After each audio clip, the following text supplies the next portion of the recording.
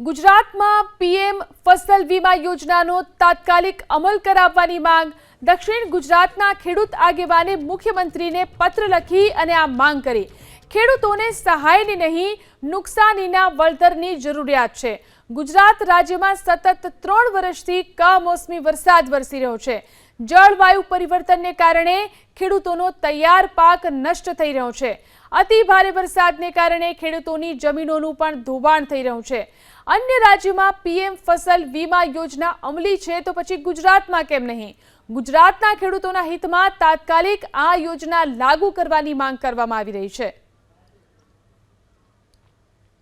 गुजरातनी वात करिए तो गुजरात में तमे जो तो जे रीते आवा नुकसान थाय त्यारे मुख्यमंत्री सहाय फंडमांथी मोटी मदद थती होय छे, पण जे रीते मावठाओ थई रह्या छे, कुदरत उठी रही छे अने कारणे खेडूतोने खूब ज मोटो नुकसान वेठवानो वाळो आवी रह्यो छे। हालमां जे मावठुं थयुं एमां तमे जोवो तो समग्र गुजरातमां 10 लाख हेक्टरथी पण वधारे खेती पाको पर असर थई छे। खेडूतोने खूब ज मोटुं नुकसान थयुं छे। त्यारे भारत सरकार अने समग्र गुजरात सिवायना राज्योमां तमे जोवो तो जे रीते प्रधानमंत्री फसल योजना खूब ज सफल चाली रही है। गुजरातमां पण एनो अमल हतो पण छेल्ला 3-4 वर्षथी जे रीते बंध करवामां आवी छे अने जे रीते आटલું મોટું नुकसान થતું હોય ત્યારે સ્વાભાવિક છે ખેડૂતોને ખૂબ જ મોટી અપેક્ષા હોય છે।